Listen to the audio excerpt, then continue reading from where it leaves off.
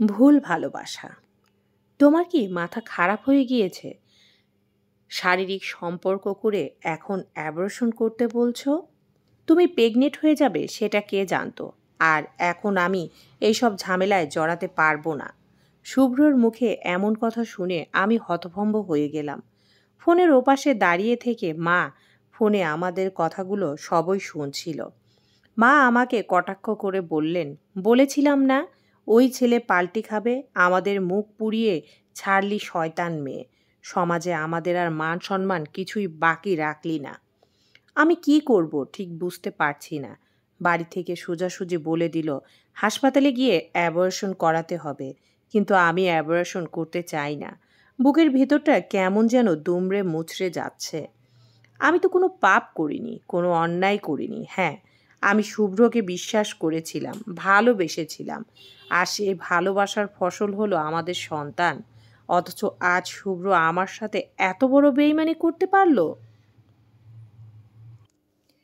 পৃথিবীতে বেঁচে থাকতে আর ইচ্ছা করলো না। নিজেকে নিজেরই ঘেন্না লাগছে। এত বড় ভুল কিভাবে করতে পারলাম আমি? রাতে আমায় জোর করে হাসপাতালে নিয়ে গেল অ্যাবর্শন করতে। আমি অনবরত কান্না করছি, নিজেকে বড্ড অসহায় লাগছে। তবে শুভ্র যে এভাবে বেইমানি করবে তা কল্পনাও করতে পারিনি। তিনজন নার্স মিলে ধরে বেঁধে জোর করে আমাকে বেডে শুইয়ে দিয়েছে। আমি প্রাণপণে এখান থেকে বেরোনোর চেষ্টা করছি। আমি কোনো ক্রমেই চাই না আমার সন্তানকে হত্যা করতে। আমি চাই আমার সন্তান যেন পৃথিবীর আলো দেখে। সে তো কোনো অন্যায় করেনি, সে তো কোনো পাপ করেনি। তাহলে কেন আমি তাকে হত্যা করব? একজন শিশুর হত্যাকারী হিসেবে পৃথিবীতে বেঁচে থাকা যে বড় কষ্টের। যখনই এসব কথাগুলো ভাবছিলাম সেই সময় হঠাৎ করে একজন ডাক্তার ঘরে ঢুকলেন। শান্ত গলায় বললেন, আপনারা সবাই একটু বাইরে যান প্লিজ। ওনার কথায় সবাই বাইরে চলে গেল।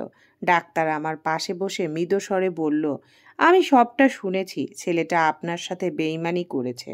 ছেলেটার প্রতি আপনার অনেক রাগ জমে আছে, তাই না?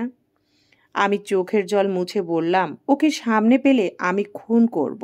ওর মতো শয়তান পৃথিবীতে আর একটা নেই। ও কিভাবে পারলো আমার এত বড় ক্ষতি করতে? ডাক্তার, প্লিজ দয়া করুন, আমার বাচ্চাটাকে মারবেন না। আপনার পায়ে পড়ি। আমাদের দুজনের ভুলের শাস্তি একটা নিষ্পাপ বাচ্চা কেন দিব? আমি এই বাচ্চাকে পৃথিবীর আলো দেখাতে চাই। ওর বাবা যদি ওকে না মেনে নেয়, আমি ওকে মানুষ করব, আমার নিজের পরিচয় বড় করব। তবুও আমার প্রথম সন্তানকে আমি কিছুতেই হত্যা করতে পারবো না। ডাক্তার বলল, বাচ্চার মুখে আগে বাবা ডাক শুনি, তারপর না হয় খুন করিয়েন। প্লিজ ম্যাডাম, বাবা ডাকটা শুনতে দেন আমাকে। ডাক্তারের কথায় আমি বিস্মিত, স্তব্ধ হয়ে গেছি। আমি অবাক হয়ে বললাম, কী সব বলছেন আপনি? ডাক্তার তার মুখ থেকে মাস্ক সরালো।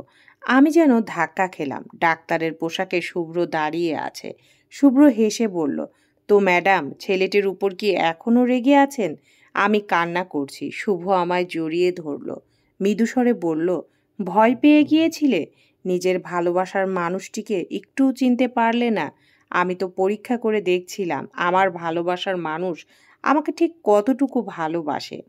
তুমি সেই পরীক্ষায় সব দিক দিয়ে উত্তীর্ণ হয়েছ।